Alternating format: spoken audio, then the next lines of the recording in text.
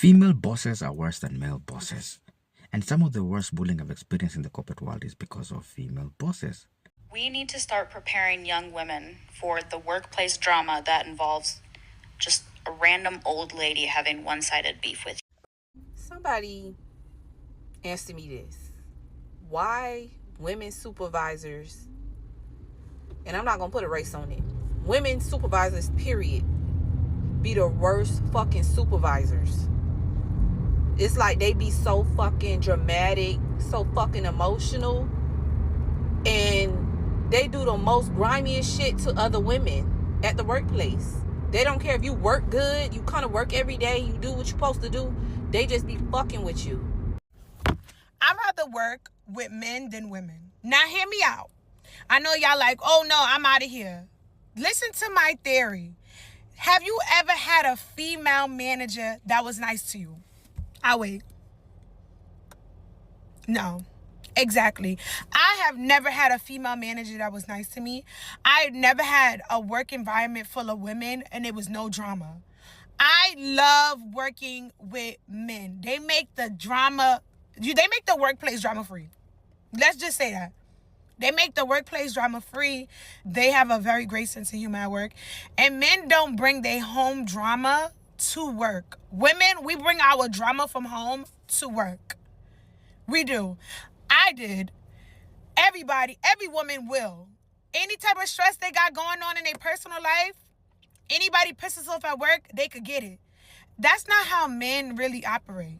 Anytime I work with a lot of women, it was always fucking drama. Let me give you an example. So before I owned my salons, I worked at a barbershop. The best thing I could ever do for myself. I worked at the barbershop. The men in the barbershop was so chill. They were so chill. Every time they got money, they was buying us liquor at the barbershop. We was drinking. They was asking me if I want something to eat when they go get some lunch. It was so chill. Like, we was vibing to music. The only time there was drama is when they baby mamas would come and try to argue with them and fight with them because they was cheating on their baby mamas. Like, and we would be looking like, oh my gosh. Like, what the hell? It was so chill. Now, when I left the barbershop, when I decided to open up my salon, I was surrounded by so much women at my salon. It was drama every single day. It was the customers cursing out the hairstylists and the hairstylists cursing out each other, and somebody didn't like this, and oh, why you did this, why you keep using my brush, why you keep using my hairspray, oh, you're annoying, oh, your man want me. It was so much drama. They would come in the salon with their eye blacked out because their baby father would beat them up, and then they would literally take out their anger out on supplies. They would be pumping mad soap in their hand on purpose. They would be arguing with clients. Women are full of fucking drama. I never wanted to work with women ever again. Like, as soon as my salons closed, I was like, nope. I'd rather work with men. Running a salon or working in an environment full of women, whether you work at Macy's full of women, whether you work in Victoria's Secret full of women, whether you work at an office space full of women, women bring a lot of fucking drama. And I always told myself, if I was to ever go back to the workplace, I would only work with men. And it's not because I'm male-centered. It's because I know that having a lot of men at a workplace gives me balance, okay? It allows me to not have to curse nobody out. Like, it's very rare you're cursing a man out unless he's sassy. Like, so that sassy is half of a woman, to be quite honest. But I will never work in an environment full of women ever again. Let me know how y'all feel about this. In the workplace, some of the worst managers are female managers. Now, trigger warning. This is only towards the bad, toxic, narcissistic, power-hungry, weight-throwing about, overcompensating female managers who are trying to dominate when they don't need to. You just need to show value, respect, compassion and empathy toward your team. Stop trying to dominate, especially if you're leading a male team. You don't need to throw your wang about. This isn't towards good female leaders, because there are some really good ones out there. But my experience, and for those who have reached out to me on email, in the comments on my live streams, females seem to be some of the worst managers in the world. Very power hungry. And my message to you, as someone who doesn't have to put up with any of that, but I'm speaking on behalf of the people here, to the female bad managers, pipe down. Show some respect. Value your team. Lead the way. Stop dictating and start to be more compassionate. Women in power. Oh, women in power. Women in power sounds great until you have experienced a woman with power. A woman with power, like most of you are oppressors. Like if you have experienced a woman boss, a female boss, most of you are oppressors, especially to your own gender. I'm all for the feminism thing, no, but you see, women in power, the woman needs to be grounded in humility, because women in power is equal to oppression. Random old white women in corporate America being like the biggest bullies you've ever encountered, like so rude for no reason, is something that nobody on this planet prepared me for. And we need to talk about it, because like why? For what? Why is a random 45-year-old woman named Linda beefing with me for no reason at all? And let me be clear, when I start a new job, I am a people pleaser. Like, I am overly nice. I want everyone to get along because I don't want to keep going through the whole repeated pattern of like, oh, we're like a big family, like toxic corporate work culture thing that keeps happening. And it's literally the reason like I do freelance work now. I don't want to deal with these weird dynamics in workplaces. Because recently I went down a side of TikTok where it was like women of color coming forward and sharing that white women in corporate America were some of the worst people they have to deal with.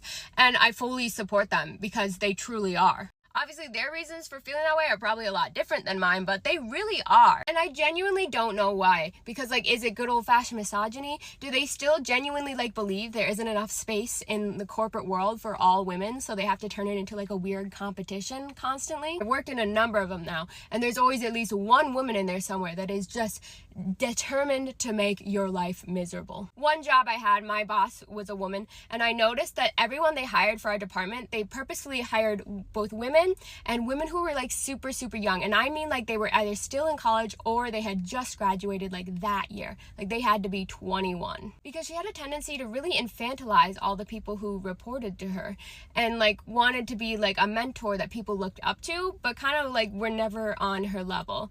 And I remember one day it slipped out somehow that I was actually 24 and she thought the whole time I was like 20 or 21 and it was just a little bit awkward. That was only where the problems began to start though, because then one day when she was out of the office and like her boss though was in, he walked in on me doing some random work because I got bored. I finished all my work. So I logged into the back end of the website. We worked in marketing, right? But I have a degree in like UX, UI and all that other stuff. And since I was bored, I was fixing the coding and whatnot on the back end of the website, asked my boss if I could do it. She was like, sure, if you've got time, because the website was really messed up. And he walked in, you know, we were chit-chatting, we were having a good time, and he saw that I was doing this and asked me about it, and he was like really impressed. He didn't know that I could do this. And I was like, yeah, I mean, no one's ever really asked me what my background is here at the company. And literally like a few minutes later after he leaves, I get an email CC'd with like my boss and other people that I've been promoted essentially, aka they're just gonna pay me more. But essentially the message of the email was like, oh, we see that you have a lot of value, that you're important to the company, and we like want to make sure that you stay here. And that's when the problems with my boss who sat above me really started. Like, I don't know exactly why, but she started making my day-to-day life very difficult with like menial things for no reason. Like she would write up all the random mistakes that happened in the office, not always mine, not usually mine. Some of them were hers too, and she would report me to HR. So I'd have to go to HR, and I don't know how to argue that. Like my boss is saying I did this. Ironically, after that, I then got written up and sent to HR for asking too many clarifying questions about stuff that I should know. However, I was just trying to make sure we didn't have any more mistakes at the company. Like, it started to be a running joke in our department, because I was chill with everyone else in the department, that like at any random given moment, I could be just sent to HR to be lectured and yelled at for things that really just didn't make any sense. And it was like a funny running joke in the office because like everyone else was also starting to have problems with her. So I felt pretty comforted in that fact. But it even got to the point where I was like crying in the bathroom at work most days, and she still yelled at me for doing that because it was unprofessional. But I specifically remember one day, our big boss came back from a lunch with one of our coworkers. And so he was hanging out in like our office because literally like 6 of us shared an office. It was a really weird setup, but we were all hanging out, having fun. We were joking, we were laughing. He and I were like shooting jokes back and forth and we were laughing our butts off. I thought it was like a really good day. And then I look over at her in the corner and she's giving me like the evilest look I've ever seen in my life. And I don't know why. I can't figure out why, but I know that I'm about to be offed once he leaves the room. But after he leaves, she literally just like packs up and leaves for the day. And then the next day I come into the office and of course I get called into HR. And she has told HR that everyone in our department, all like 7 or 8 of us, apparently have written up that they're uncomfortable with my behavior at work. And I'm sitting here bawling in HR because I have no idea. Everyone hates me essentially is what she's saying. Like no one wants me there. And I don't know what to say to that. And I'm like, could you give me some examples? Like, if I don't want to make everyone uncomfortable, like, could you tell me what I could do to change? They can't give me a single example because there are none. I remember I'm bawling. She says, go take a walk before you go back to the office because, like, I don't want people seeing this. And I was just like, no. I went straight back to the office where all our coworkers were bawling. They're like, what happened? Like, what did you get written up for this time? And I was like, apparently every single one of you filed a report about me. And everyone's looking at each other going, literally no one in here has ever complained about you once. And they were all so sweet and understanding and comforting to me in that moment. Like, I knew they were telling the truth, but I did not want to continue to fight this grown lady and our HR over this. So I just wrote like my 2 weeks notice and I turned it in the next day and left the company. And I won't lie, slowly but surely, pretty much everyone left after me because they also had these problems. But I've definitely experienced like stuff like this in other companies too. And I just don't understand, like, do they just not think we can all coexist? Is it because it's like marketing and like marketing is considered a young person's game so they feel threatened? Like, I don't know, but it's wild and no one tells you that this is going to be another thing you get to deal with.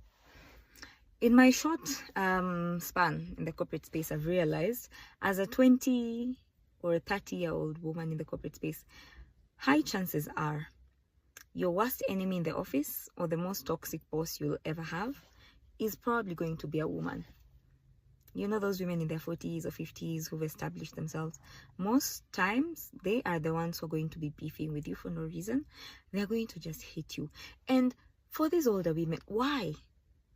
I just don't get it. I mean, my most toxic boss was a woman, and it's someone, you know, you find those people you look up to before you enter that field and nini, and then you get to work with them and you're like, if this is it, then no. I mean, I think my worst experience as a young advocate was actually with a female boss, and that is how me and corporate law just divorced, and I have never gone back. I don't think I'll ever go back. I mean, I'm not disqualifying the fact that we also have bad male bosses. I have dealt with one who was a pervert. You know, those who just want to be fishy and feel like every woman is just someone you can sleep around with. But older women in corporate space, what is up with the toxicity? What is up with the unnecessary beef? Like, why are you beefing with a 25-year-old Janet? Why? Like, just why?